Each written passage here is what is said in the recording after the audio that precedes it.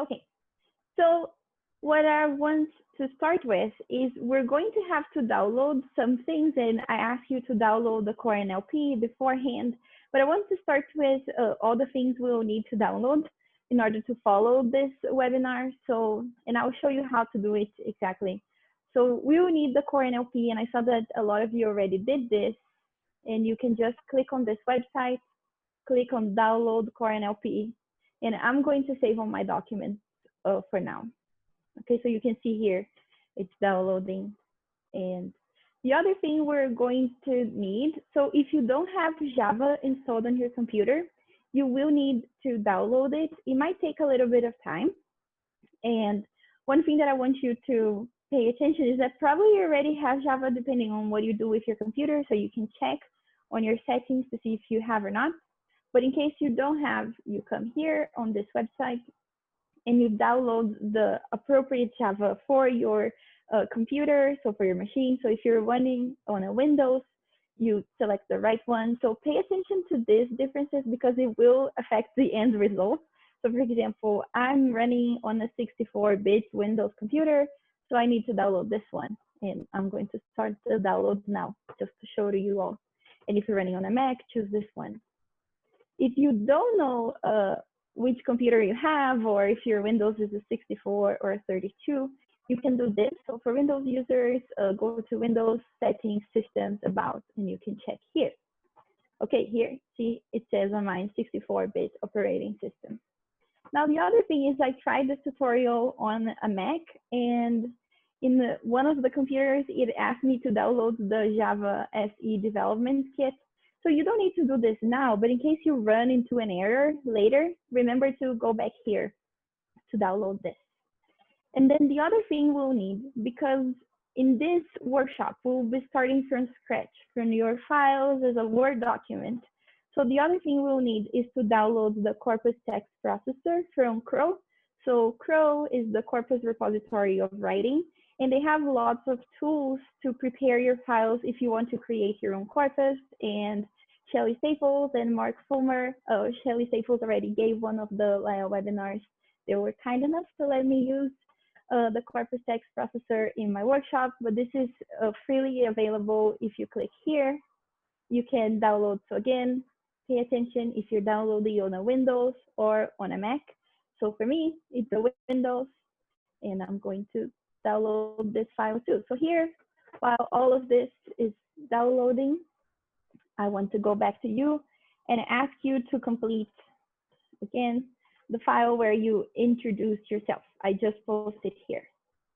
Oh, the audio is not good. Can you hear me now, Fatima? I hear normally. Okay, so if more people are having problems with my audio, let me know in the chat that I can change my speakers, okay? Oh, but not a good quality. Okay, let me know. Okay, I see. To me, your audio is perfect. Now it is okay, no problem. So if we have a little bit more problems, let me know. Again, as I said, I have other headphones here, so I can change in a second. Okay, so write your name here. I'm so glad to see so many people that I know and admire in this workshop.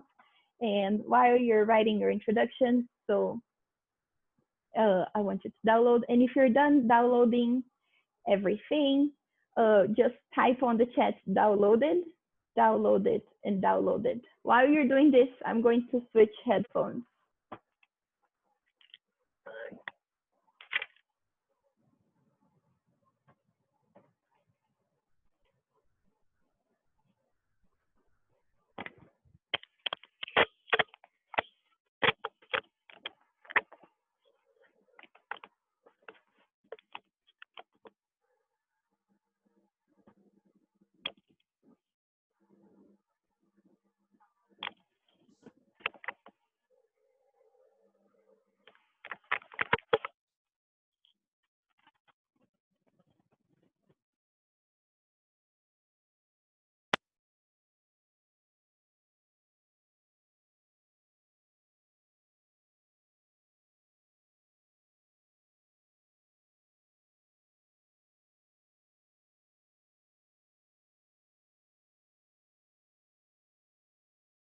Can you hear me now?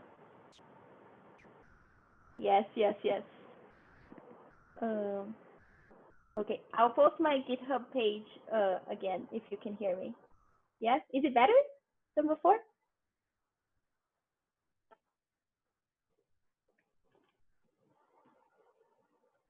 So I'll keep this GitHub page up after the workshop too. So the idea is that you could follow it even later. Okay, so we're back to the page. I'm glad we're working again. So let me open the chat. Okay, so everybody has downloaded it. So let me do some introductions. So I want to thank Adriana, who is here on the chat, because she helped me set up this GitHub page, and she also helped me with the Stanford Dependency Parser. And so the goal of this workshop is for you to tag one of the texts, one of your own texts. I'm not going to discuss the advantages or disadvantages of Core Nlp. I'm not going to compare it to other taggers. So this is not a theoretical talk. It's really practical. I want everyone to get out of here with at least one text tagged. And so if you have downloaded the Core Nlp, the Java, or if you already have it, and the 𝗏, this is what we're going to do. So I'm going to briefly introduce the Stanford Dependency Parser, and then we're going to prepare our files together, and we'll run the Stanford Dependency Parser together. So mainly most of my talk will be focused on 3. And I want you to use this file where you're writing your names and your affiliation. I want you to use it too to paste the errors that we don't manage to solve during this talk. Because for sure, we're going to have some errors that I won't be able to address.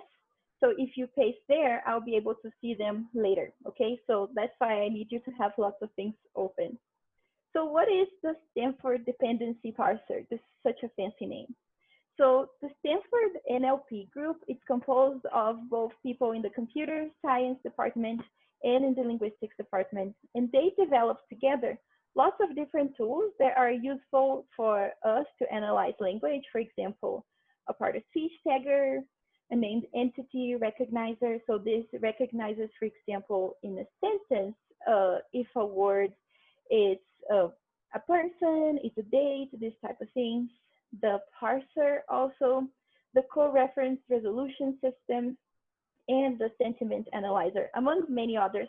So I pasted here the links in case you want to read more about each of them, and I'll give you more links throughout the talk if you want to learn more about the dependency parser.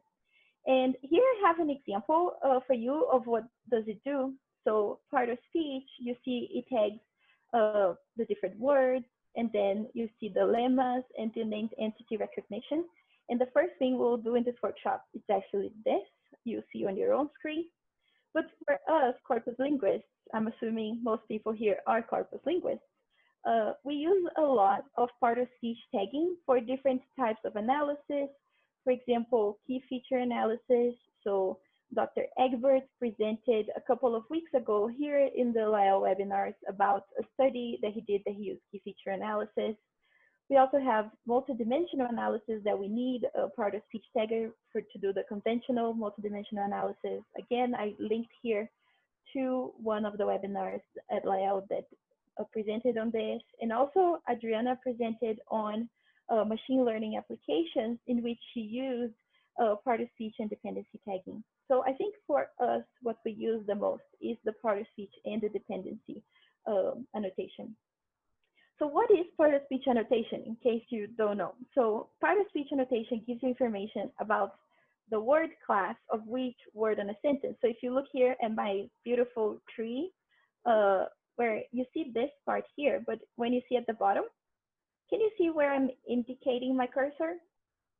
If I'm moving my cursor here, can you see it? Yes, yes, lots of yes, good. Okay, so this part would be the part of speech tagging, right? I'm assigning this label to this word. I'm saying that the is an article, that Byzantine is a noun, that came is a verb, that from is a preposition, and so on. Now for dependencies, so the dependencies indicate the syntactical relationship between the words in a sentence.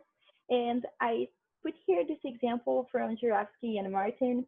And if you read the sentence with me, so I prefer the morning flight through Denver. So the first dependency we see, it's 𝑛_subt.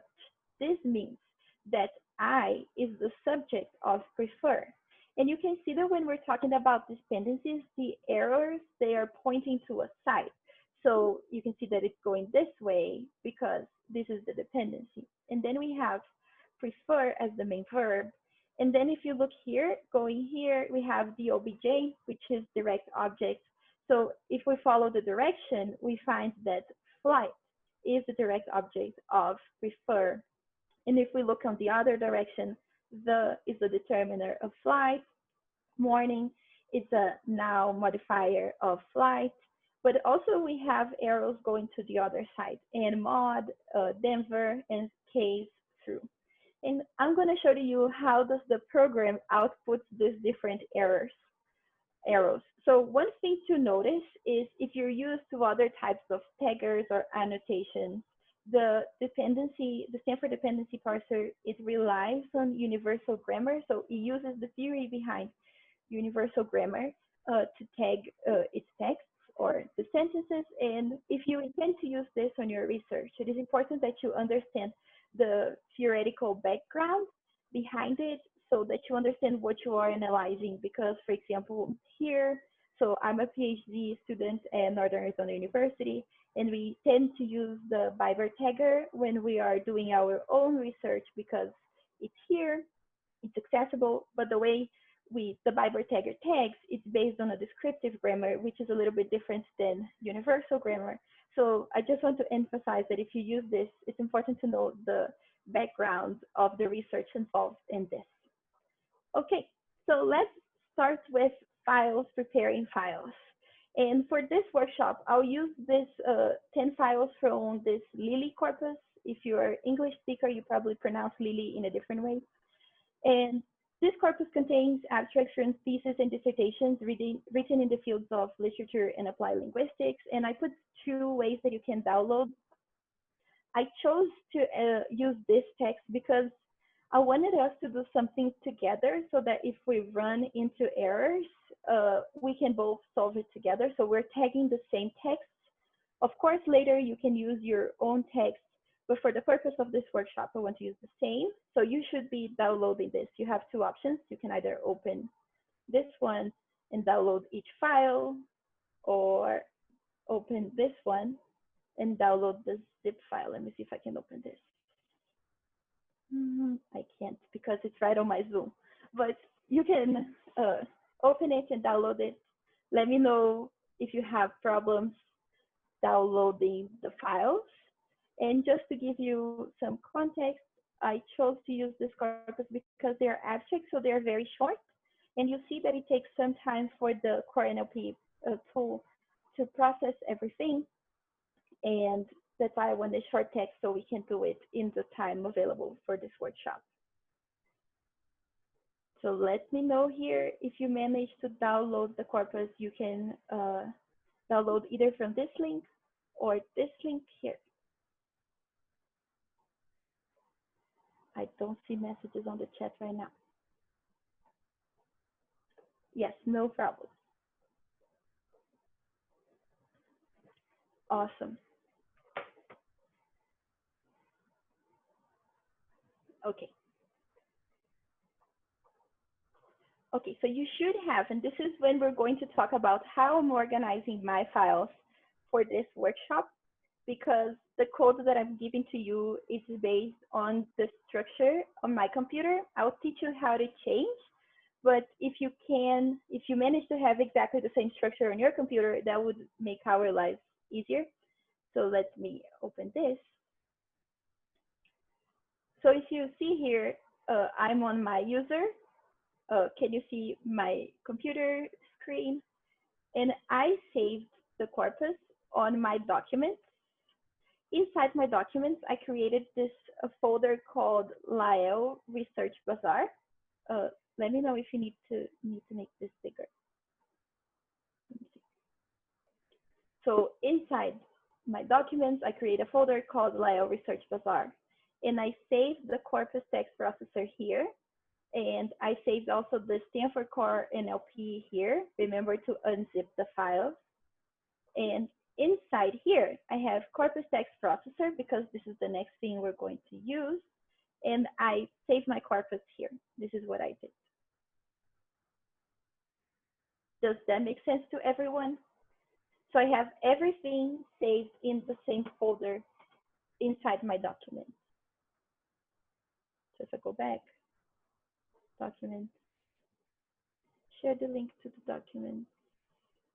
Yes, so Bruna asked if we should follow the same pathway then. It would be ideal.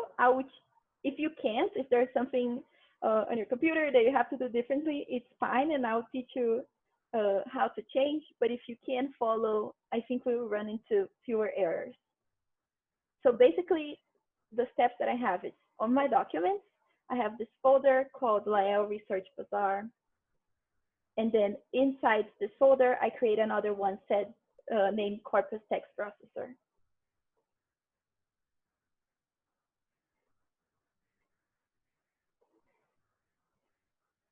Is everyone on the same page? Do you need a little bit more time? I see perfect.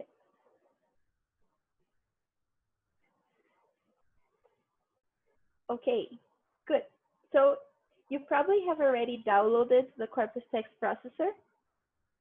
If you haven't, I put the link here again.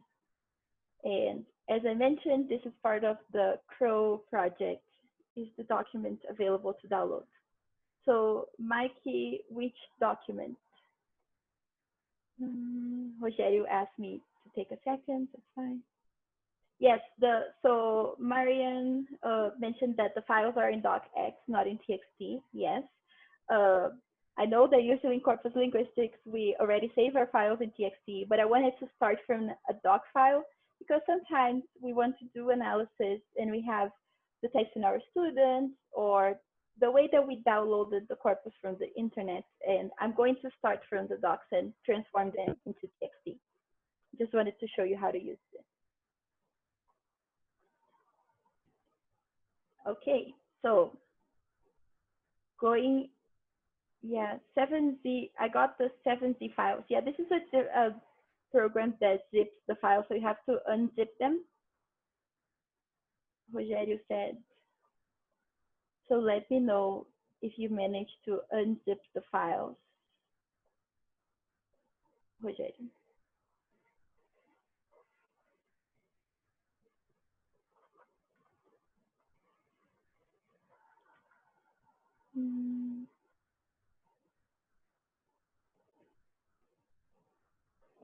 Okay, so Marina is still downloading Java. That's okay. We have some time still to be downloading Java. We're not at this stage yet. And yeah, so everything that's on the screen, I created a folder. So you can do a new folder and create LAEL like I did. Research Bazaar.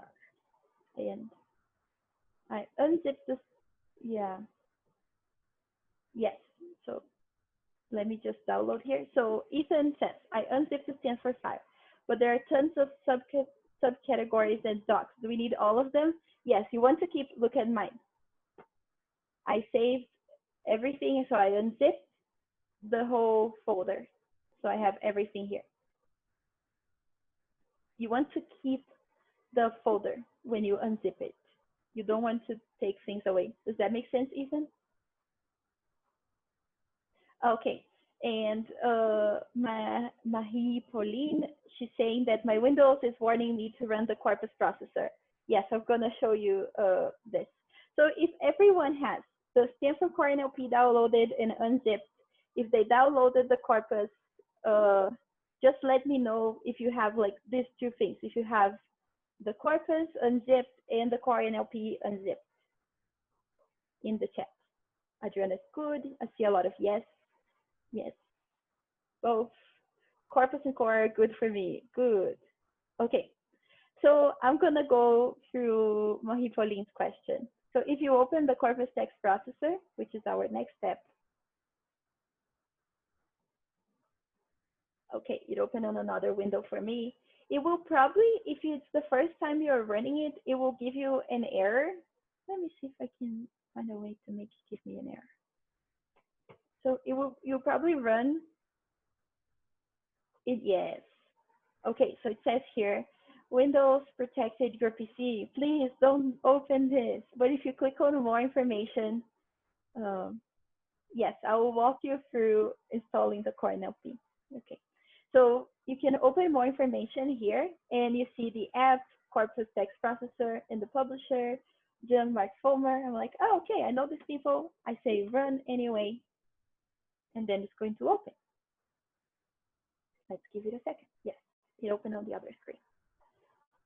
Ta-da, this is a lot of what we'll need. So does it open for you? Did you manage to, yeah, so Ethan got the Crow processor tool to work on a Mac. That's great to know.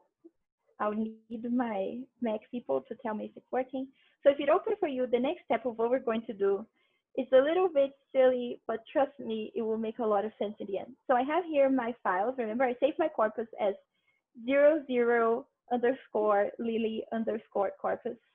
So the next, I'm going to create a new file, new folder, that the name will be 01 converted. So I'm saying 01_converted, and I'm going to create another folder, 02_encoded, and another one, which is 03_standardized. And I also wrote about this. I have lots of things here. Here, see, I want to mirror the menus. So you can see here, 01, 02, 03. And I also have here 01, 02, 03, and exactly the names of the menus. It's the way I organize. So if you could just create the folders on your computer and let me know if you managed to do that. Again, say created folders on the chat. 𝗍𝗪, yes, good.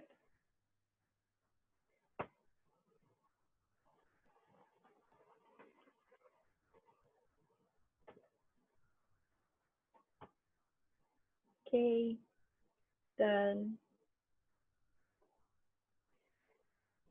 𝗧𝗵𝗲 said done. Okay, so is everyone ready to process the corpus? So it's a shame I cannot see you. I would say yay. So the first thing we're going to do is select the folder to process. So let's understand how the Corpus text processor works. Every time we run one of the menus, we're going to have to change the folder we're processing. Okay, so the first folder we're going to run is the folder where I have the corpus unzipped. Could you name the things a little bigger to see the files? Yes, like, I think this is the largest Windows allow me to do. Yeah? Oh, awesome. Okay, so Ethan said this is working.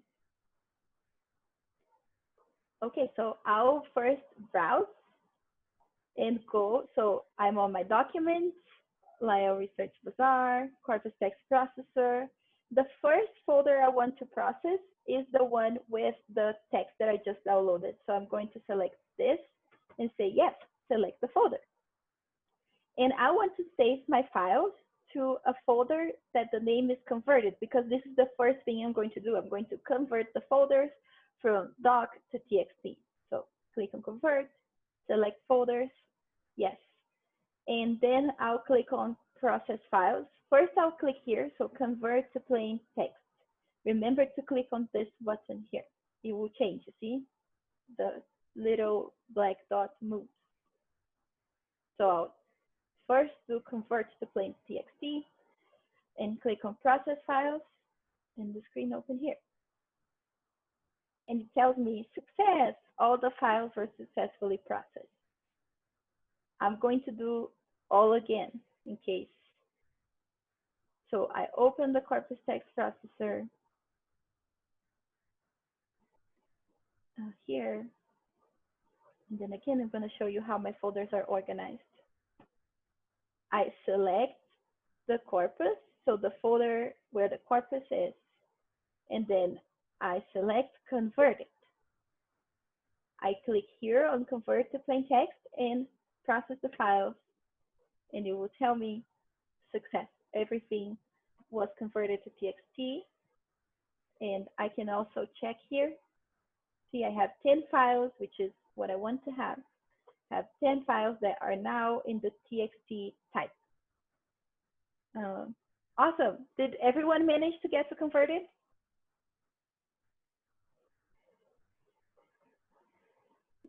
Yes, yes, yes, I did. Yep, so far so good. Okay, I'm happy.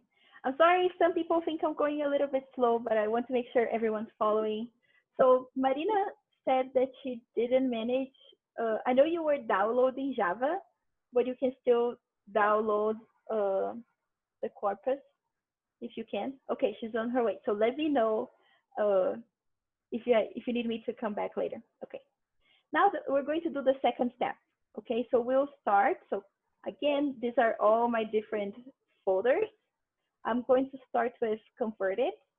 Select that folder because this is the folder where my tags are converted. And save my files to encoded. Pay attention to the different wordings. And then I'm going to change the menu here to encode in UTF-8. The reason why I'm doing this is because when we run the Core Nlp tool, it will like all the files will have to be in UTF-8. So process files. And again, it opens this screen that says already encoded. So these ones were fine before. Converted from ISO, already encoded, and converted, or already encoded. Okay, I'm just gonna check the chat. Okay, so Tony says he's running Catalina. The following failed or worse kept. Oh, and he has lots of errors here. Yes, I'll repeat the last step. Do you have a Linux Ubuntu version of the Corpus converted? I don't think we do have a Linux version of the Corpus converted. Okay, so Ethan owns on a Mac, Catalina, and I got the first two steps to work. I'm so glad I have other people with Mac also attending this. So I'm going to repeat while you guys work on the chat on the Mac issue. I'm going to repeat the second step again. So I'm opening my Corpus text processor again because I accidentally closed it. Okay, so remember, we're repeating the second step. We're repeating encoding. So I'm going to change here the menu before I forget, encoding UTF-8. I'm going to browse, and what I want is the converted corpus. So I select this folder, and then I browse again and choose encoded, the folder I created, and I process file. Remember to click here. Remember to check that you have the right folders, and it will give me this screen. Okay. Did everyone follow? Did everyone follow this step particularly?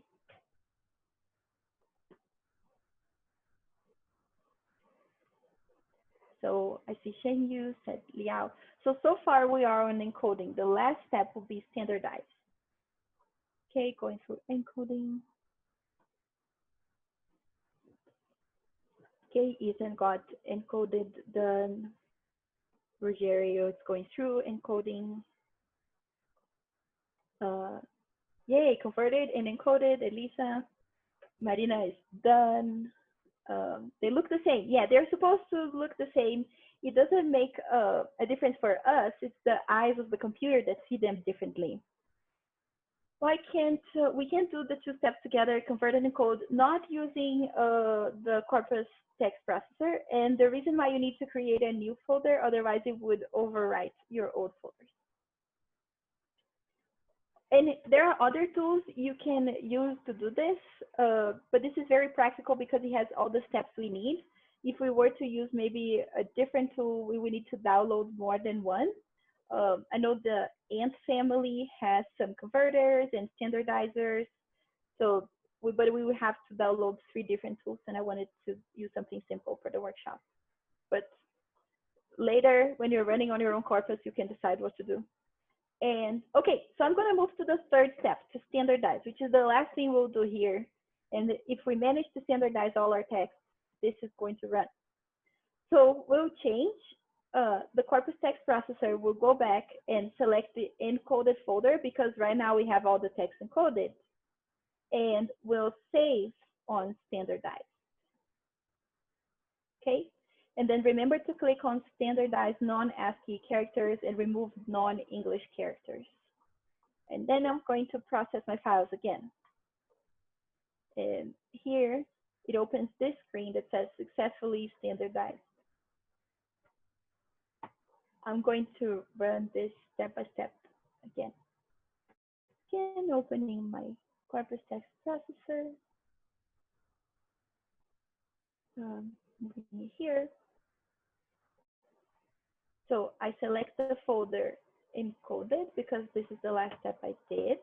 I select the whole folder, even if it doesn't show the files. And then I save on standardize because this is the last step that I had. And like, remember to click here, standardize non-ASCII characters and remove non-English characters. And I process my files.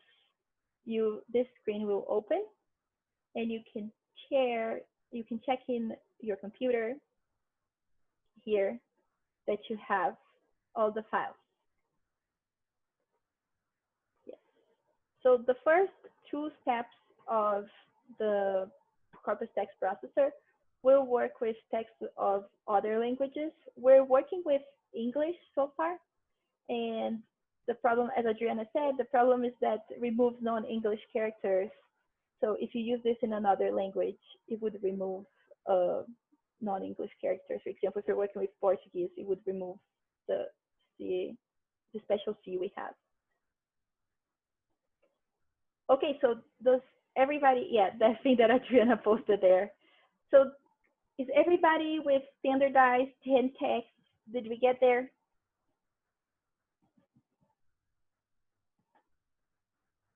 Yes.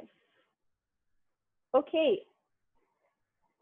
Oh, I'm so happy that so far we didn't run into any errors. Well, we ran into one error, but it was Mac's fault.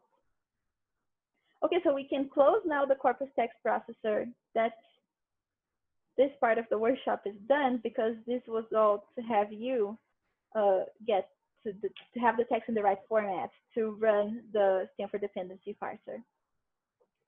Okay, so the next step is, so I want to preface this. So we're entering the running the Stanford Dependency Parser part of this workshop.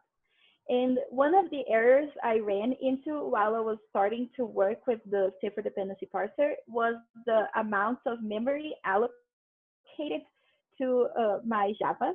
So the Stanford Dependency Parser, it runs on Java. And usually if you have a computer that doesn't have a lot of RAM, it will assign not a lot of RAM to the Java. And for example, in here, Core Nlp, the team says that they need about 2 GB to run the entire annotators in your corpus. So if you know that you have a computer with a lot of Java, for example, this machine that I'm working on right now has a lot of, not Java, a lot of RAM memory. You don't need to go through this step. People who did this on a Mac also told me that they didn't have to go through this step, but I'm gonna show to you in case you want to check or in case you run into an error later so that you know where to go back to check this. So what do you have to do then? Because as I said, maybe you don't have enough memory to run this because it's going to store on your computer while it's annotating. So one of the problems you might run is the memory, and we're going to try and fix this. So you can open your control panel, you can search control panel, and then if you're here, select programs, and then Java, and the steps for the Mac is the same. And this window will show up if the window comes here. And then here, can everybody see a window like this if you're trying to do this? If you are on a Windows.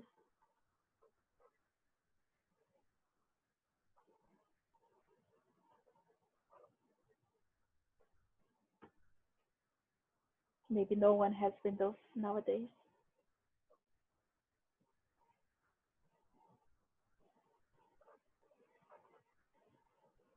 Okay, so if you are here, you should click on Java and then View. And oh, so if you are on a Mac, there is a way you can, I think I just searched on the terminal like Java, and then you can directly open this. It's not terminal, it's the launchpad on the Mac, right?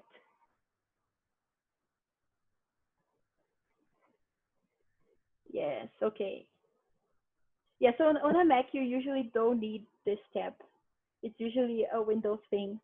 And then what you're gonna have to do is change the runtime parameter. You can see that here, I didn't assign anything, but if you want to change this, I pasted here some of the examples. So if you want to assign a list of 512 megabytes for your Java, you have to copy and paste this. If you want to assign 1 gigabyte, you have to copy and paste this. And if you want to assign 2 gigabytes, you have to copy and paste this. So let me do the 3.1 as an example.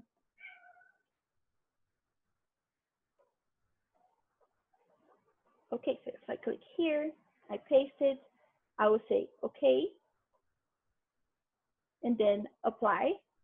I'm not doing this on my computer because if I don't assign anything, it will probably run with more memory than I can assign here.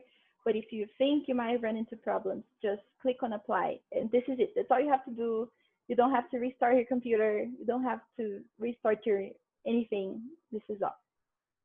So if you follow here, this is it. And if you have problems later, you can come back and check the tutorial. I also pasted another tutorial here. Yes. Can you show it again? Yes, I can. Let me start again then, 𝗲𝗊𝗋. Okay, so I'm going to close this. Okay, so I'll first start with searching control panel. Let me see if it opens. Yes, so you can see here, right? So I open my control panel.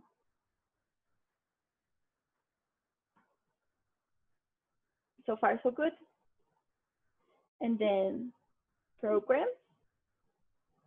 And then I'll click on Java because this is the program I'm editing. Then for me, it opens on my other screen, but you can click on Java again and then view, and you change the runtime parameter, and you can copy from here the amount of memory you are assigning. I also pasted here the screenshots for each step in case this seems a little too much to remember if you have to do it later. So let me know if you followed it, 𝗲𝗊𝗋, that worked for you.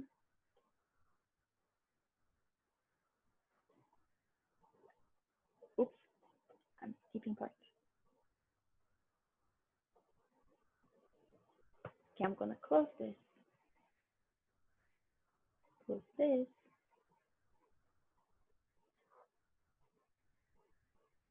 Okay, so everyone who has a Windows managed to get there and change their Java specifications. Say yes on the chat.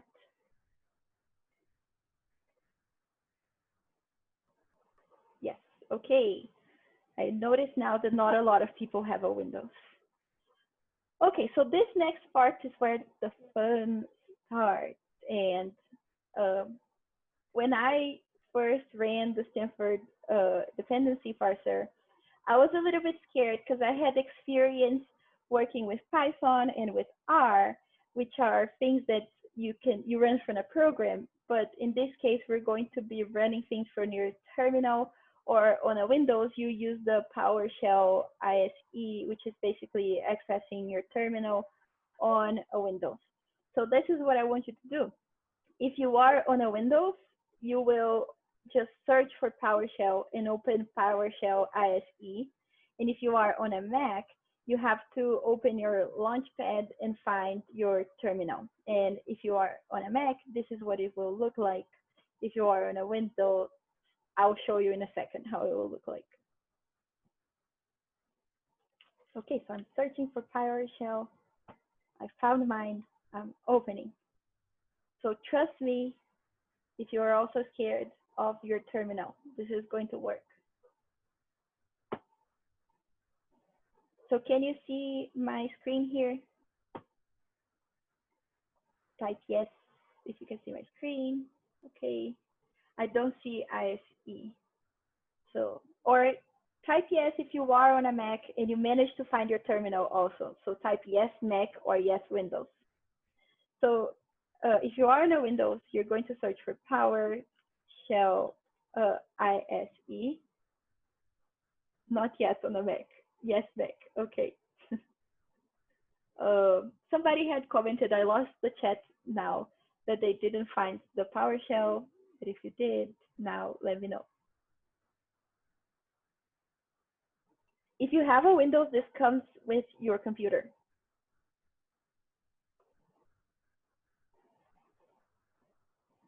Okay, I'm waiting for the chat to update. Meanwhile, I'm going to explain the first thing we're going to do. So the first thing we're going to do is use the visualization tool that Core Nlp offers. So that's a good question, Heaton. I think it does, but I am not 100% sure. So you could try, and if it doesn't work, we'll find a solution for you. Okay, everybody was on a yes. So the first thing you're going to do then is to use the visualization. So if you never, has anyone here ever used their terminal before? Like, do you know what a CD means? If you know what a CD means or an LS, say I know in the chat, just so I have an idea.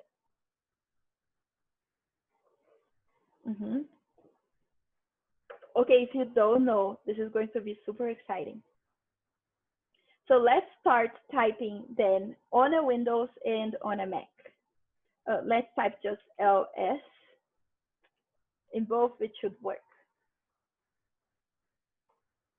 Okay, so what I should type on the terminal, just LS, Marina. Let me know if this works for you. Okay, exciting. So if you can see here, what LS shows to me is everything that's inside my directory. So this is my computer, and you can see here, C, users. Yeah, that's correct, Marina. This is perfect. So users, Goulart, it's part of my last name. It's how my computer sees me. I don't know why. And then if I click LS, it shows all my folders inside my user. So it shows my contacts, my desktop, my documents, my downloads, my Dropbox, favorites, Lakebox, links, music, everything that I have saved on my computer on this folder. But remember, we saved our Stanford Core NLP inside our document. So we need to navigate to our document. How we're going to do that? We're going to type CD, so change directory, that's what CD stands for, and then space, and I'll start typing documents, and you can see that in my screen, it turns pink, and if I do tab, it should autocomplete. Okay, and then I'll click enter. Let me know if this worked for you.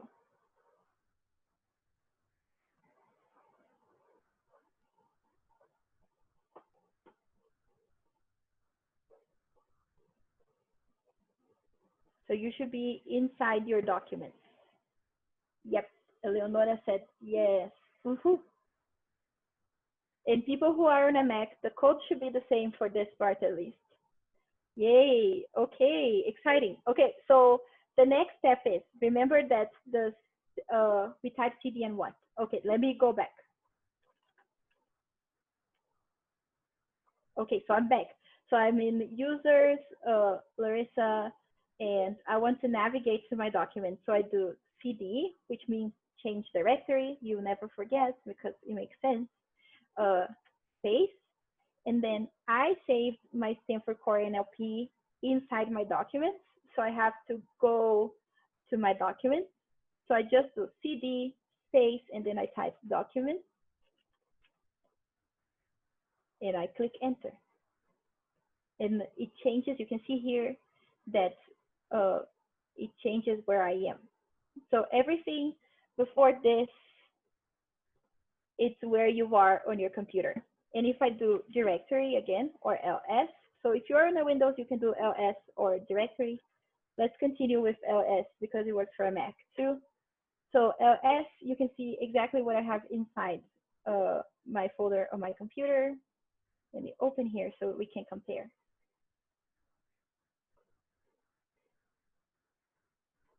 Okay, so if you see here, look, it says LAEL Research Bazaar. Yes, I have a folder called LAEL Research Bazaar. And then it says Stanford Core Nlp. Yes, I have a folder called Stanford Core Nlp. It says Corpus Text Processor. Yes, I have a Corpus Text Processor. And then it says Spanish. Yes, I have a text named Spanish. So everything makes sense. And then we're going to navigate again to the Stanford Core Nlp. So I'm going to do cd again, space, and then type Stanford. I'll type Stanford, and if the folder exists on my computer, I can just do tab. This is what I press now. I press tab, and it auto completes. And then I click enter, and I am inside the Stanford Core Nlp.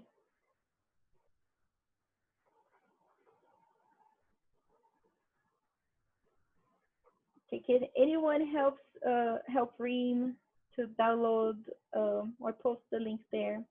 Yes, I'll repeat this part.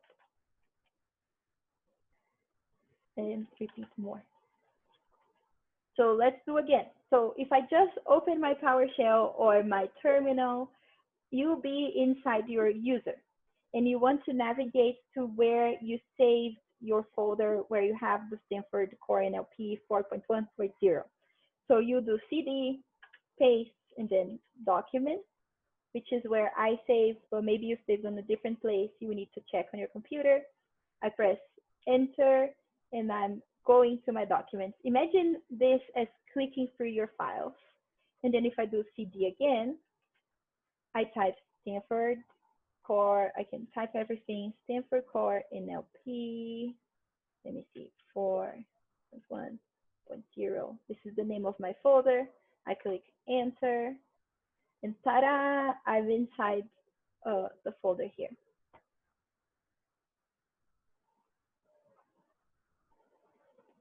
You can see that my cat is making a special appearance in this workshop.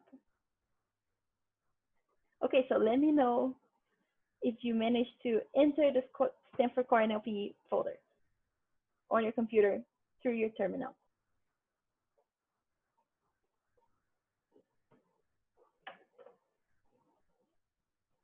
Yes, Rogério says, I'm here. Ali is done. Larissa. Was there something different for Mac, for cd command on a Mac? I don't think so, Tyler. The difference is that on the Windows, you can use dir for the ls. But maybe other people who have Macs can correct me if I'm wrong, but I think cd should work for you. Do I have to have the Spanish txt file? No, Rogério, you don't need to have the Spanish txt file. It's cd. Yes, cd. Bruna said that it worked for her. She's on a Mac. cd works in a Mac. Okay, so yeah, we all agree cd works in a Mac. So from now on, we're not going to navigate inside the file anymore. We're going to be pasting code. So that's why I really need you to have this open in front of your screen so that we don't have to be kind of lost. So this should work for everyone. So I am on 3.3, launching Core Nlp. This is an optional but fun step that we're going to do. I'm going to copy this whole line of code. And if you are inside your Stanford Core Nlp folder, you should paste this. And I just want to stop here for a second. Let me know, everyone, if you are inside your Stanford Core Nlp folder, and if you manage to find this line of code. I'm going to paste here on the chat too.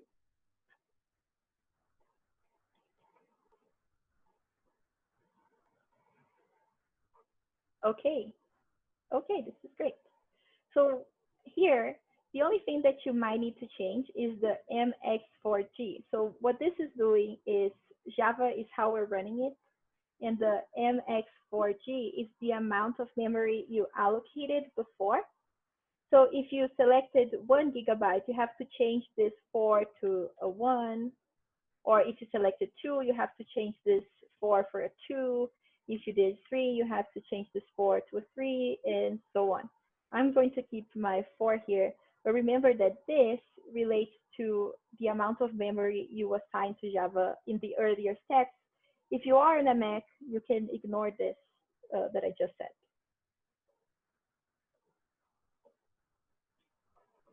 Okay, so if everyone has this, I'm going to click enter, okay? This is all I'm doing. My code is colorful. Yours should be colorful. I'm going to click enter. Okay, nothing happened and lots of things became red. This is exactly what you want. Let me know if you all see something like this. It's just some information in red for me. Probably on a Mac, it would look just black. It wouldn't have colors.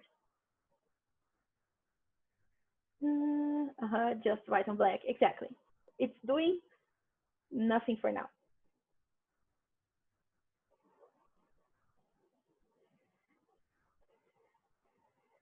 Does anyone want me to show how to do this again?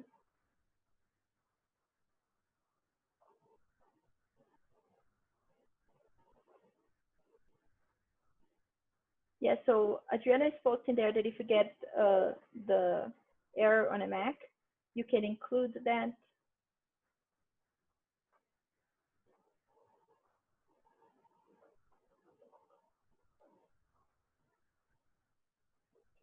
Okay, so Mac people having errors. So include the bin bash if you are on a Mac. Then my code.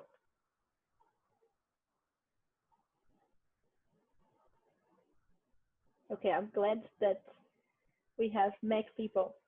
So if you got to this point, let's see what does this thing do, right? Why did I do this? So you copy this. Okay, I'll go back to the errors in a second. I'm just gonna close this and this and this and copy this link that was there on the tutorial. And okay, so let's see some of the errors here. So Emira says to include the bin bash and then my code if you're running on a Mac. Mahi Pauline says that I'm having issues. Can you explain what your issues are, Mahi Pauline? That would be great. And then also Marina posted no Java runtime present requesting install of Stanford. I'm pretty sure I downloaded Java. Yeah, I remember having this error too, like no runtime. Did you navigate to the folder of the Core Nlp? Yeah, you did. I can see here.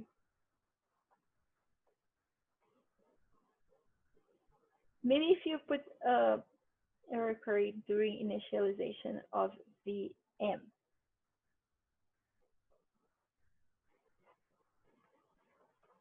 Oh.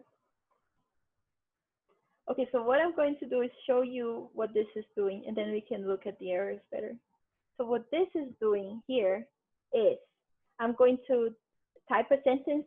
You can tell me a sentence you want me to type, and I can choose the different types of annotations. I'm going to exclude this and this. I'm going to keep just the part of speech and dependency parser, and I'm going to go with is it this version, which is the last thing I have on the chat. So again, this is an optional step. So if this part not working for you right now, we'll try to get to the annotating later. Okay, so you see this gives us a visualization of the tool. You can see the part of speech tagger, the basic dependencies, and the enhanced dependencies, and you can click and it changes colors. So this is kind of a fun way to analyze a sentence. you cannot like put a whole text here and then save the whole annotation. That wouldn't work. But this is a fun thing that we can use for presentations like this, or if we want to get graphs, you know, for our slides. So let's try very cool. I'm copying the different things from the chat. Okay, so very cool. And it gives me here attributive adjective, RB, which is an adverb, and then RB, and then the dependencies that this is modifying this thing here. Okay, so this was just to show you how the things work. And then to stop, you're going to have to click on stop operation, so control and break. And we're back to Stanford Core NLP 4.1.0. So I'm reading a little bit of the errors here. I gave an error, cannot execute binary file, the command Java, no, so the port number, but timeout here, remove the open bash. Yeah, so this is the thing, like if you're having problems, you can try to use a different number here to the memory you assign, and maybe go with a lower number to see if that's not a problem. Yeah, make it less. So somebody said 6 GB, make it like, start with 1 and then 2. Even if it takes longer, it's more likely that it will run on your computer. Okay, for the other ones, did anyone manage to do this on their own computer, to open the API? So 𝗵𝗲𝗂𝗋 said there was no way of, oops, I changed my settings here, of allocating more memory. Are you, 𝗵𝗲𝗂𝗋, are you on a Mac or on a Windows? Windows, okay. So did you follow the instructions here on the 3.1 where it talks about the allocating memory? Because you have to remember to click on apply. So if you follow 3.1 and maybe start with a small number like this one, like 2 GB, and then remember to change the line on your code when you run for 2 GB. Yeah. Again, 𝗏𝗏 also gives this tip that if you have many programs running, you probably need to lower it. So 𝗵𝗲𝗂𝗋 says, but in the last step, there were 4 lines of different Java versions, and I could not insert anything there. So, oh, so you need to, so are you talking about this screen that I have here? So if you can choose one of them, yeah. So choose just like the 𝗏𝗏𝗏𝗏𝗏𝗏, and you have to remember to copy the dash to. Everything has to be copied and pasted there. Okay. I'm going to continue to tagging one file now. So if you have your PowerShell, and I'll go back to the errors. Once we're running a batch of files, it's going to take a little bit of time, and then I'll go back to the errors in the chat. And if you want, you can post the things that I'm not looking at right now in the questions in the document, so that it's easier for us to find later. So here, if you manage to do everything, you're back to users, and then probably your name, documents, the Stanford Core NLP 4.1.0. Oh, how did I exit the code? I clicked here. I clicked the stop button on top, but you can also do control break. Go for the stop button here, the red one. I think it's not red anymore, but can you see where my cursor is, Heathman? Let me know if you managed to stop the code, because we want to go back to the Core NLP folder. So if you are back to the Core NLP folder, post on the chat saying, I'm back. Oh, you don't see the menu.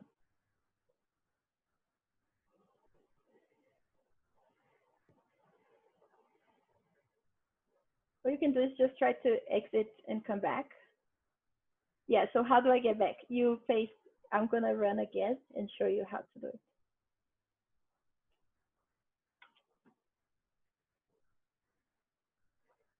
Okay, so here it is running, right? And I want to make it stop.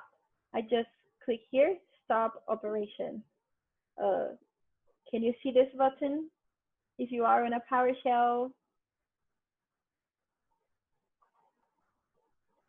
So Marina is having lots of problems there. Can you see this? And just click. It's fine, Marina. It's just that I tried on a Mac and it worked, but I knew I was going to have some problems with Mac users. So if you can see, oh, can't see any of the buttons. Okay, if you cannot see any of the buttons, so this is, yeah, so let's try Control C here also.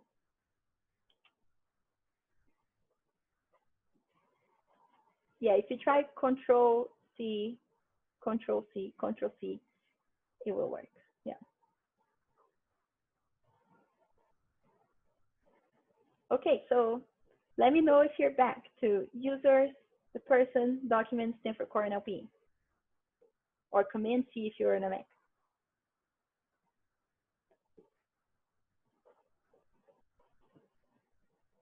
So if you are back, type on the chat, I'm back.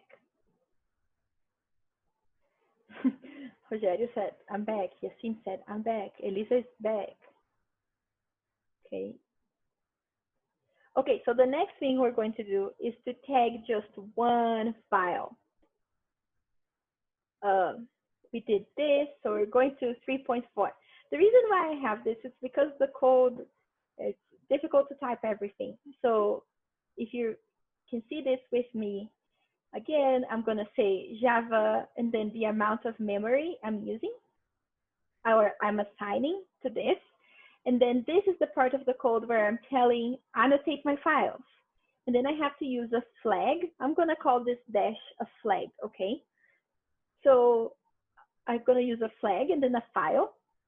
And here I'm going to put the file. You see that I said file name here. This is the file path on your computer. So if you have the same file path that I do, you can just copy my code next. But if not, I'm going to teach you how to change. And then you're going to assign the output format as conll. I tried different things here. I tried to save on txt, but it didn't work. But I'll show you how to open it later.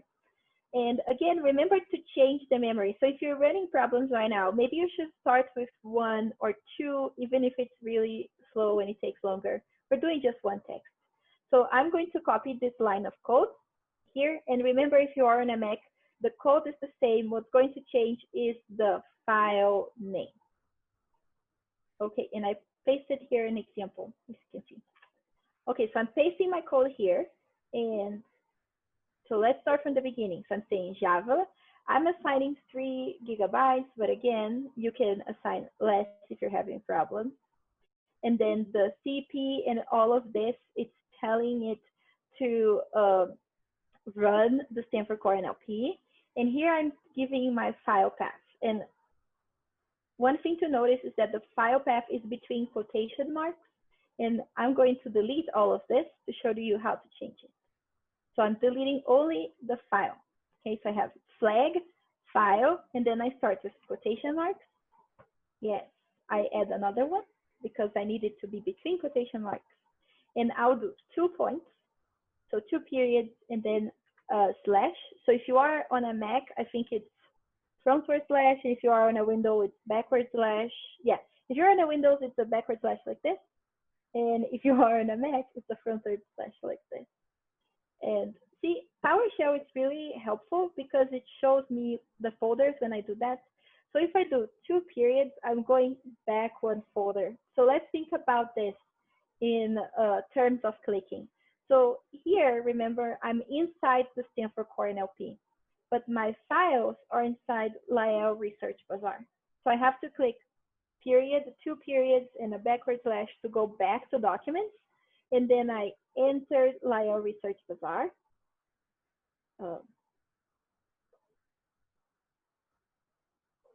Okay, so I enter here, I'm moving my screen.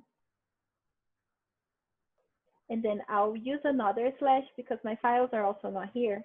And then I use another slash, and it's going to show to me my things again. And I know that's inside the Corpus text processor, and that's what I did. And I want to tag just 1 file for now, so I'm going to go to standardize. This is the last thing that we did with the Corpus text processor. And again, I'm going to do another slash and select just one text. The other thing you can do is go on your computer where the file is and just copy the path from the line. So I select this, and it's going to appear here. Yes. Okay, so if you have exactly the same file path that I have, you can just copy exactly the same line that I pasted here on the instructions. Okay, so if you saved on your document, just copying would work. Looking at the errors here, can't delete it. What do you cannot delete? Oh, Elisa cannot delete the file path. But Elisa, do you have the same file path as I do? So that would work. The other thing you can do is, if you cannot change, is just copy word by word. Okay, but now it works. Okay, you can copy word by word the code. So if I click enter, it's going to take around 30 seconds. Let me know if this is happening for you too, if you can see the red things appearing. Where does the output go? So far, the output doesn't go anywhere, Ethan. We'll see.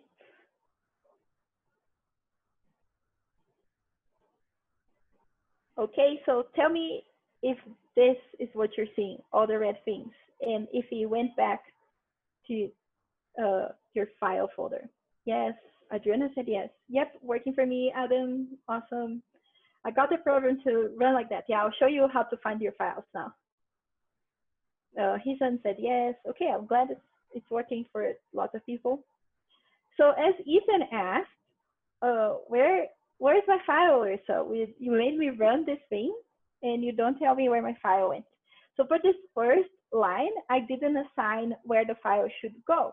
So when we don't assign where the file should go, it goes back to your Stanford Core Nlp folder. So you can open here. And you can see here is my file. Not sure if you can see, might be too small. Yes, I'll repeat the process on how to change the path. I'm just going to show here where the file went to, so people can be looking at it. So I asked my file to open as an Excel. You can open as a TXT file. Let me know for the people who ran if you found this, and I'll repeat how to change the file path.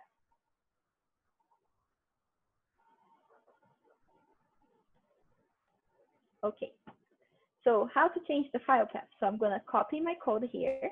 Okay, so I have everything. I'm going to make this bigger. Okay. So again, this is the path that I'm running from.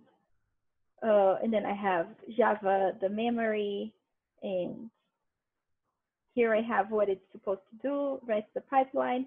And then I have the flag file and lots of other things coming out of it, which is where my file is saved.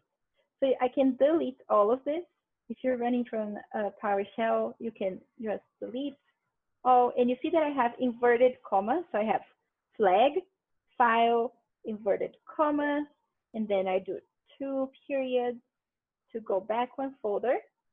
And then I do slash, so backward slash, and it's going to show me the file, like the files that I have inside my documents, which is where I am right now. And I navigate to where my files are. Corpus text processor, and this, and then inside and standardized. I'm stuck in PowerShell. I could do the example of is this version, but then I cannot type anything in PowerShell. So Sergio, are you running PowerShell ISE or just PowerShell? I think that might be the difference. Standardized. And sorry, I pronounced your name with my Brazilian accent. Maybe your name is Sergio, right? I'm sorry. Having problems. Okay, so what you can do, so this is how you change the file path, and I'm going to tag my text again. So if you're running from PowerShell and you're having problems, instead of copying the code, just Ctrl+C, Ctrl+V, what you can do is this. It's going to be a little bit time consuming. So you can just really copy the code, like word by word. And let me stop this. And see, I'm here, and then you can just copy.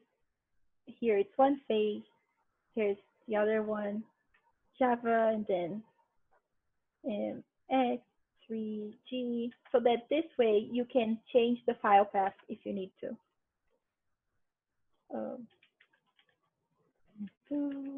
Stanford.nlp.pipeline.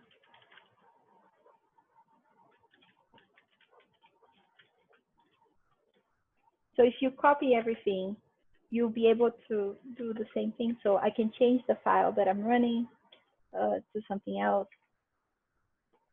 See? So let me know if copying works for you, Sergio. I know it might take some time. Okay, but for the others who managed to run, okay, Sergio is going to try it. I'm happy. And somebody asked, where could I find the file? So I'm going to do it again.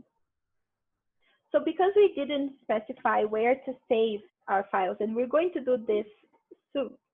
Yeah, I'm going to show this here. So where did you save your Stanford Core NLP thing, your folder? I have it inside my documents. So I open here, and it might seem a lot of things. So remember the name of the file, it's LAEL something something. So try to organize the things inside Stanford Core NLP based on the name. And then we'll look for it, and it's probably really hidden because for you, it won't be as an Excel file. It will just appear like this because I'm the one who said that my computer should open this as an Excel file. So let me know if you can find the output, Ethan. Search for the name of the file, and I think that way it will be easier.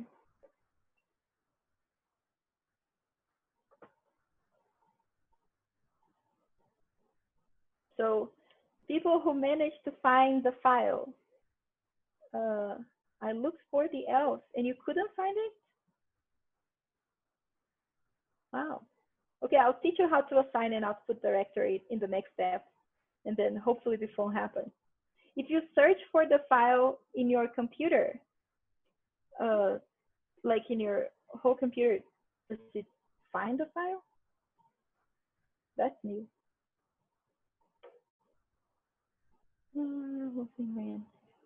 Oh, yes. So what Adriana is saying is, are you sure the whole thing ran? If you got an error, sometimes you get an error and you don't even notice because it all looks kind of the same. And I'm gonna run into an error here.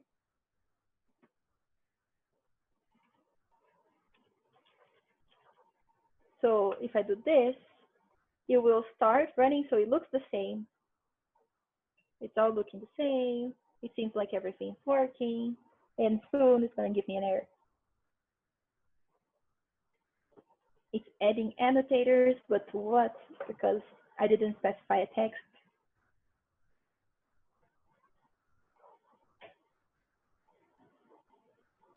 See, so here, right at the end, it says exception in thread main, and then file doesn't exist, file name. Because so it took some time. It gave all the same lines that it was giving to me before, but the error is really hidden at the end.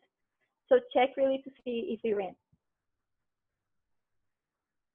So Ibrahim is saying that he couldn't, but can you specify exactly? Oh, maybe you couldn't find the file, right? So can you check if you really didn't have an error?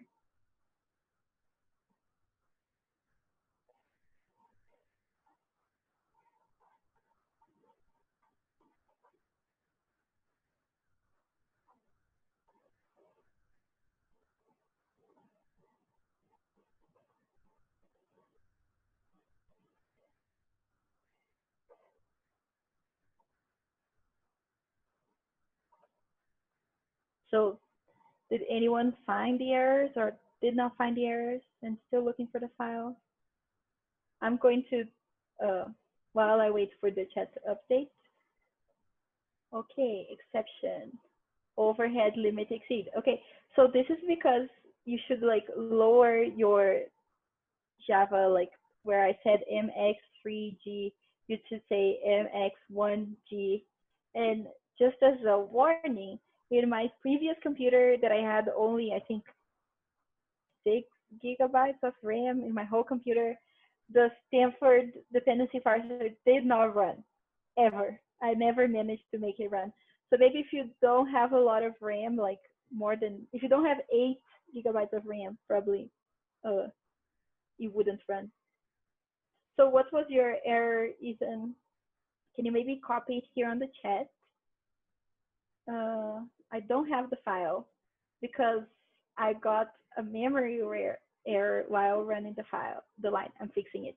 So everyone, I'm using 3G, but go for 1 or 2. Doesn't exist. File doesn't exist. Okay, probably because you're in the wrong folder. I can see it. So you shouldn't be running from 𝑣𝑣00. You should be running from 03 standardized.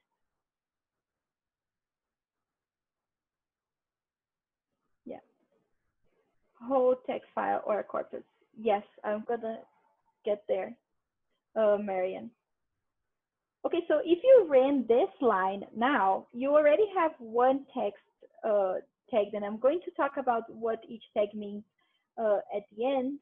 But you can see here that you can already use this to do your analysis if you're interested in just tagging just one text. The next step of this workshop will be to tag a whole folder, right? All the text in a folder. Because if you're doing corpus linguistics, probably you want to do like robust analysis with lots of files. So let's try that now. And then I'll go back to this so that we can talk about what do these things mean. And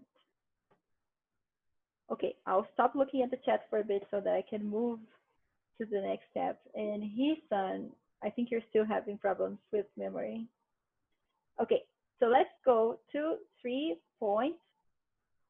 Yes, so running Core Nlp in a whole directory. So what we did before was running in just one file. And now what we're going to do, so the code here is very different from Windows and for Mac. And I'm going to first talk about the Windows one. So what you're going to do is you're going to say get child items. So get all the child items, all the little folders inside this directory. And then you have to specify what is the input directory. And then you're going to use flag filter txt. So you're saying that you only want txt files. And then you're going to use the pipe for each object. And you run this code. So Java, and this part is the same. The difference is that we are assigning an output directory. So you're going to have flag output directory. And then between inverted commas, you have where the file should go. And the output format as conll. And here is how this works on my computer. So again, this is the directory where my texts are. Remember, I ran the 𝗏 tool, and now they're standardized. And where I want them to go is to a folder that I'm creating called tagged inside a Research Bazaar folder. And for a Mac, the code is different because I'm saying for so for one item in the input directory that meets the criteria of being a txt file, again, run this code. So I'm saying Java, all of this. I'm also assigning an output directory. Remember that every time that we have the input and output directory, we'll use the inverted commas. So here, and then output format, the type, and then done. So let's try to run both of these codes if you're on a Mac or if you are on a Windows. And then now I'm going to stop and answer some of the questions here because I know this will take some time. So again, here I created this file path and I can change this. Remember that we're running, oops, my thing went. We're running from standardized and not from the first folder. That's why we converted all of the text. So copy this code here, I'm gonna click enter. Now it's gonna take some time. Let me see some of the errors now. Now is the time where you can drink some water while it's running this and tell me the errors that are running on your computer. Error except file doesn't exist.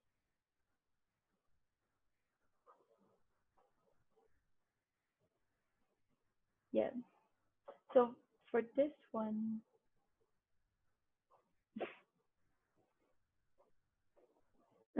yeah, I'm guessing the anonymous 𝗷𝗂𝗍𝗂𝗏 is Adriana. Yes.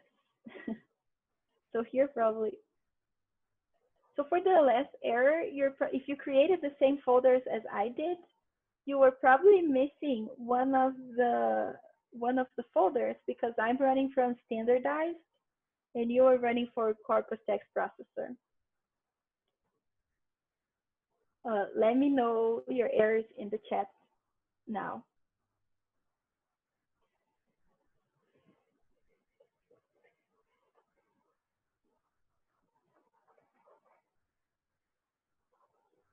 And if you feel overwhelmed by all of this, it took me, I didn't learn on my first workshop how to run the Stanford Dependency Parser. That's why I created the tutorial, so that if you want to go back later and run in your own files or maybe try to find the errors. I also, at the end, I pasted other tutorials so that you can maybe see the differences between both, and I'm sure you'll be able to do this. Okay, so apparently there are no questions. I don't see questions in the chat. Or maybe here. Okay, I'm gonna answer some of the questions in the question here. Okay, so still running is good. Caused by, so I'm still getting file doesn't exist. So for Ethan's case, check on your computer, like go to your computer in your documents, in your files, and see if you're actually using the right path. Let me close this. So for example, for me, it's documents, and then I have this. So do the clicks on your computers and see like the folders you're navigating into, and then you can change the file path because this is very specific. And you can use CD, you can use LS to see all the files before you run the code. So before you run the code, make sure where your files are. So remember, we are in standardized, I am at least, and running from here.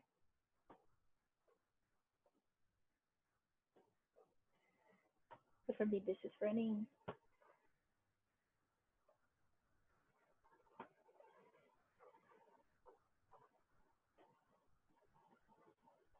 Still running. As I said, it will take like some 30 seconds for each file. Okay, so Riseli asks, is 𝗀 an acronym? What does it stand for? So 𝗀 is the Corpus repository of writing, in which many people who are attending here works with, like Adriana, myself, Bruna, and maybe someone can paste the link to 𝗀. I also posted the link to 𝗀 in the tutorial. So I recommend taking a look, but here we're only using one of their tools. So I respond to that. Can you do concordance? You can use the dependency parser to do concordance, like searching only for nouns. If we have time at the end, I'll show you one way that you can do it. Oh, this is a great question. So his son asks, if there are paragraphs, does it show on separate lines? Yes, so each sentence will be separated not by different lines, but by a whole line. As you saw in the output, it gives each word in a line, and then you have one line that's empty, and then it will continue. That's separating. Okay, I answered this one, I answered this one.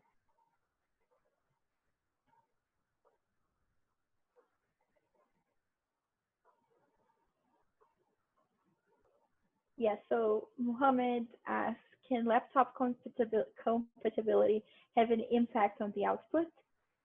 Yes, because you can choose how to open. Not like it will change a lot, but you can choose which program you use to open your files. Okay, so this is done running. I'm going to stop answering some questions and show you what do I get here at the end. So I'm opening my documents again. And then document. I'm gonna go to LAEL. And remember, I created this folder tagged when I ran the code, so it should all go here. And it's here. Everything is here and beautifully annotated. So you can see that their names are the same, and each of them is here.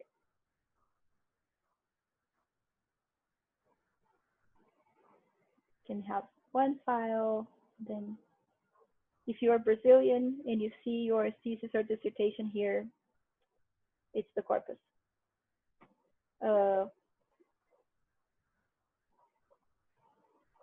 You can see here things happening. So, okay, we got everything tagged.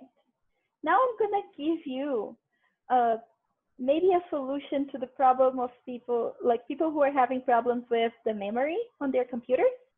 I think this will help now, what I'm going to teach you now. So remember that I said that Core Nlp has a lot of different annotators. And the thing that we're running now, the code that we just ran, we're using almost all of the main ones. So using lemmas, part of speech, entity recognition, and dependency. But Core Nlp offers many other tools, and you can enter here on this link and find here.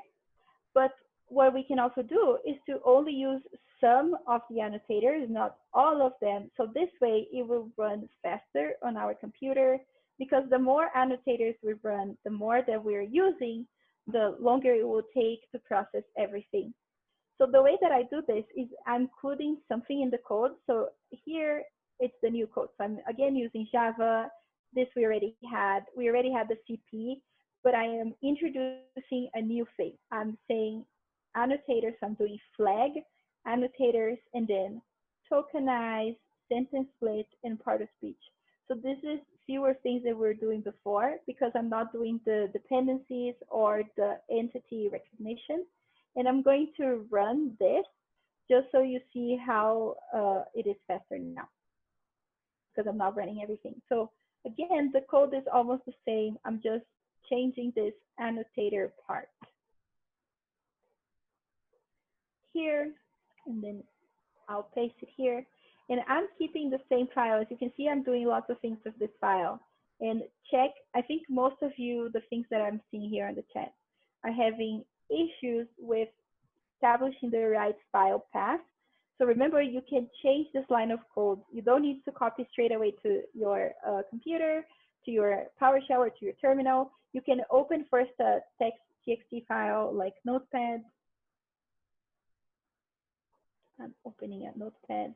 And you can paste this line of code and then change your file path first before running. So here, see, for those of you who are having problems, you can delete this and then change the file path. You can go to your own computer. Open my documents. I don't know why I closed it in the first place. So if I go here, here. So remember, we're always running from standardized. If I copy this, it should work here. All of this, just remember, we don't need this part, but we need this. And I'm running in just one text. So I'm going to copy the name of this text. Let me see here. It's 𝗏𝗚𝗚𝗏𝗏𝐼 101. Okay, and see now I can edit and copy and paste here.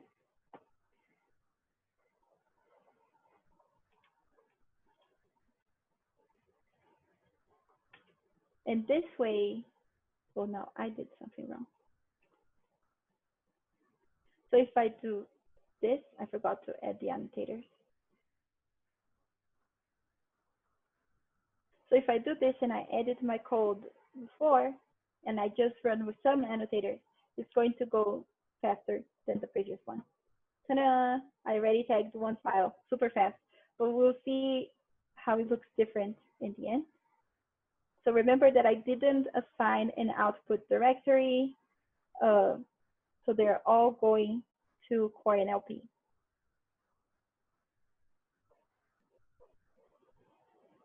So this is not it. I can search for the type.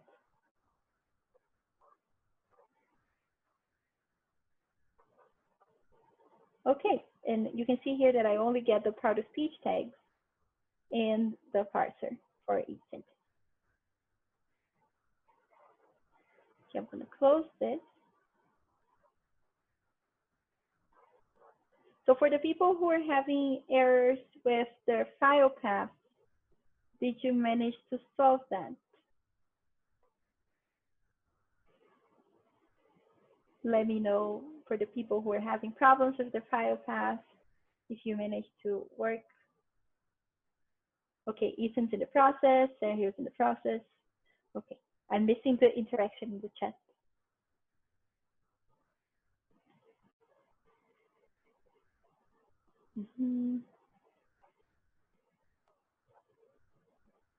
Did you have to delete documents and what else? I did not delete in the file name. Oh, just the, okay, yeah. Just I deleted everything that was already written here on my terminal. You can see here.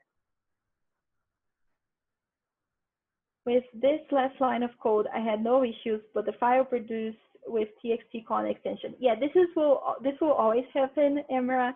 And you can open it with a txt with any, you can open it with Notepad, Notepad++, or Excel or anything. It's just that's the extension, it will come out. You can change for XML, but I do not recommend that right now.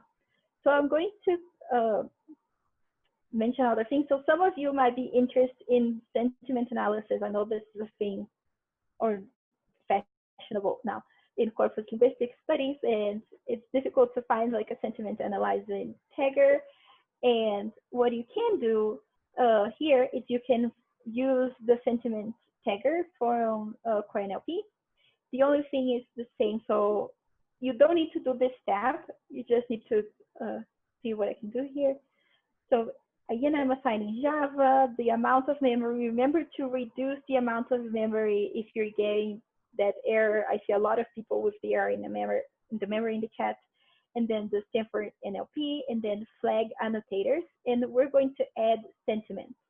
The reason why we're adding all of these other things too, even though we just want to know the sentiment of the words, is because in order for the sentiment analyzer to work, you need to tokenize, to split the sentences, to do the part-of-speech tagging, and to parse the sentences. And the other thing that you need to change, and I explained this here, is to the output format now will have to be XML. It does not work with the CONLL format, which I'm not sure how to pronounce that. So again, you don't need to run this line of code. I just want to show you that with the flag annotators, you can change the annotators you're using based on your research interest. So I'm going to open again my document. Document, Stanford Core Nlp, because I did not assign an output directory, and the type. Gonna move by type.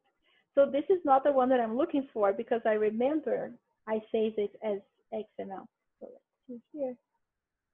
where is, oh, it's here. See, so it's very hidden if you had problems finding your file before. And it's going to give me a window asking me what do I want to use to open. I'm going to choose the Excel program. It's going to give me a lot of options. I'm just going to say yes to everything. As an XML table, yes.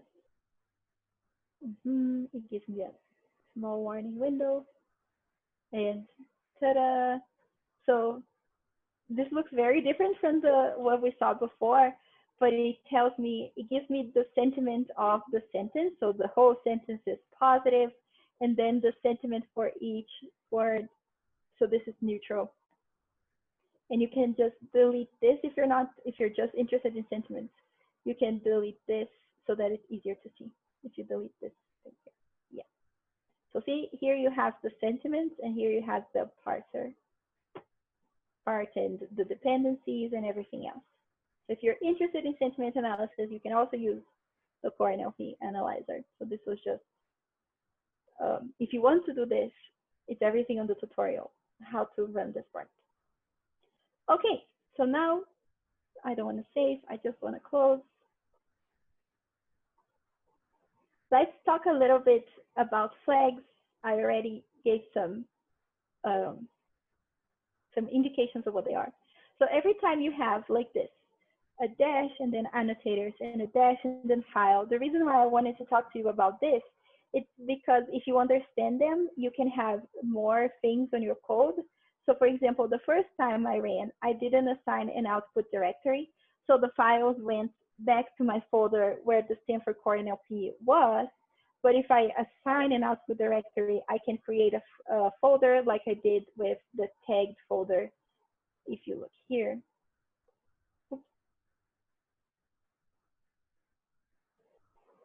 So remember, I created this tag folder to save all my files. Otherwise, it will be a lot of things inside the Stanford Core NLP folder. Props, it's something I'm going to briefly talk about next. So you can use this to indicate the language you are annotating.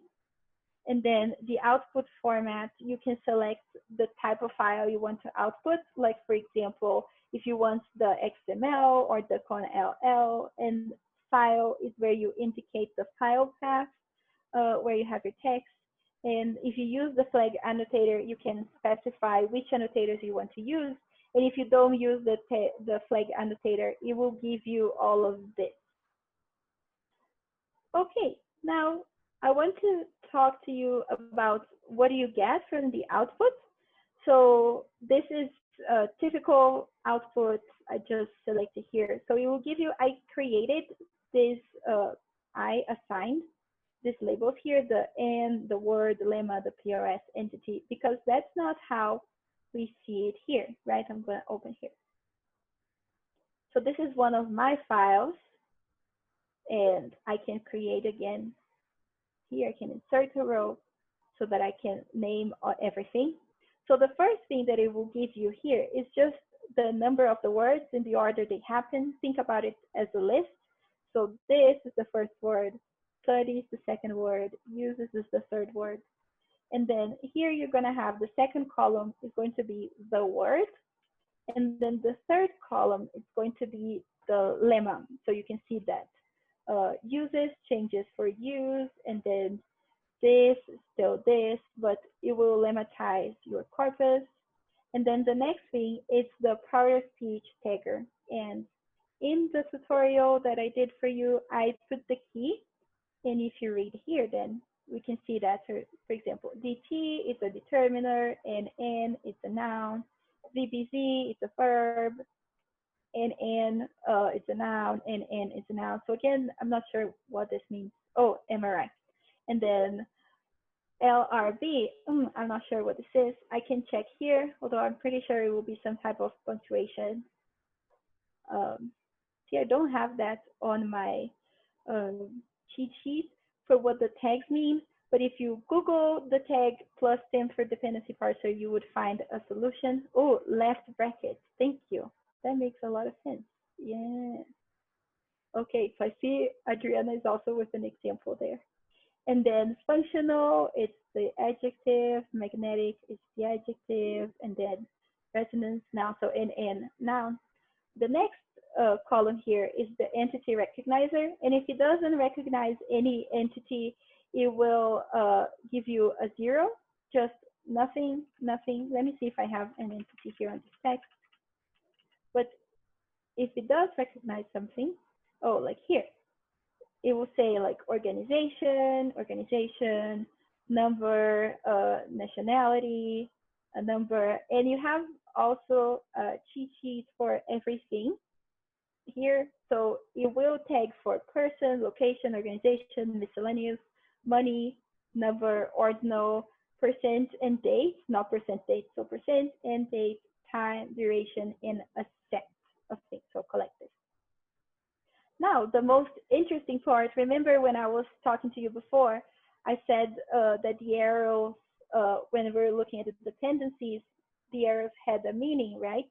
So think about these numbers here as the head of the arrow before. So you see the dependency is that, but you see this number 2 because this is the determiner of the word that's under number 2, so study. And you also see here and sub of 3.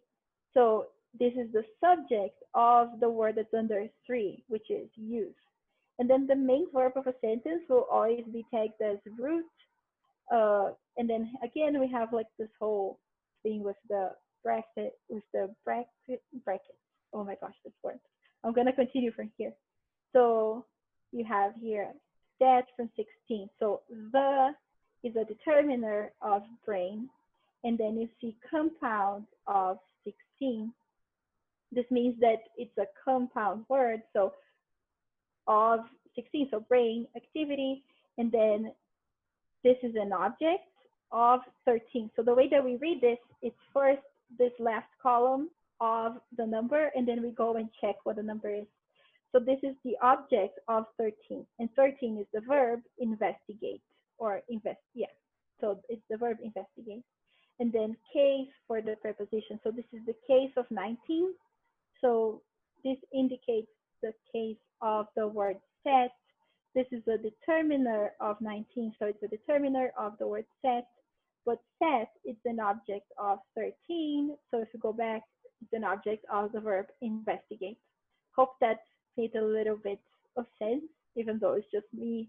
I feel like I'm announcing the numbers of the lottery. But I hope you understood what I was trying to say here. Okay, so for the last, I know we only have 50 minutes. I just want to show how you would tag a text in other languages. You might not have time to follow this with me. If you want to try, you're welcome, but I'll go for it. So for the first thing you have to do if you want to annotate a text in another language is to find the correct file. So I downloaded the Spanish one. You can download here. If you go to their website, you download the jar for the language you want to work with. So I did download the Spanish one before, and you have to save this inside your Core Nlp folder. So if I download this here, finish, download, I have to save not inside this, but inside my documents, inside this. So here's where I'm going to save it so that the Stanford Core Nlp knows where everything is. And I'm going to cancel because I already downloaded it before. And I have one text named Spanish. If you want to download it, it's here. It's already converted and everything. And I'm going to do Spanish, but you could try to do it Arabic or Chinese if you have a text that's ready to go. And the code is basically the same. So I have Java, the amount of memory, the Core Nlp, but the difference is that I'm using prof. And then I indicate here with the properties which language I want to tag for. And I indicate the file path again and the output format. So I'm just going to run this.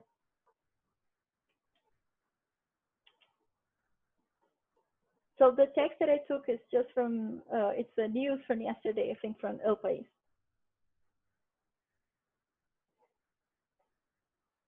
And see, it ran pretty fast. And I can go back to my documents, to Stanford Core Nlp, and find the finished text. And this is how it will be. So you see that there are some differences in the tags. And you can see that it opens on mine with every different letter looking weird. But if you open on a notepad, it won't do this. So this is how it would look like if you want to tag in a different language and do your research. So the last message is, I know this last part was a little bit faster and maybe you weren't able to follow everything, but this link will be on forever. So you can always access this. You could input your text to ant_conc and do simple searches. You can also do some tag counts with R. There's a lot of other things you can do, like normalize the tags to do further research. And if you're interested in that, I recommend you look for the webinar that 𝗂𝗏 did here, which he explains a little bit on how to input your text. Or also you could annoy Tony to do another webinar about how to transform this data into counts that you can input into your analyzer to do statistical analysis. I'm going to stop here. Tony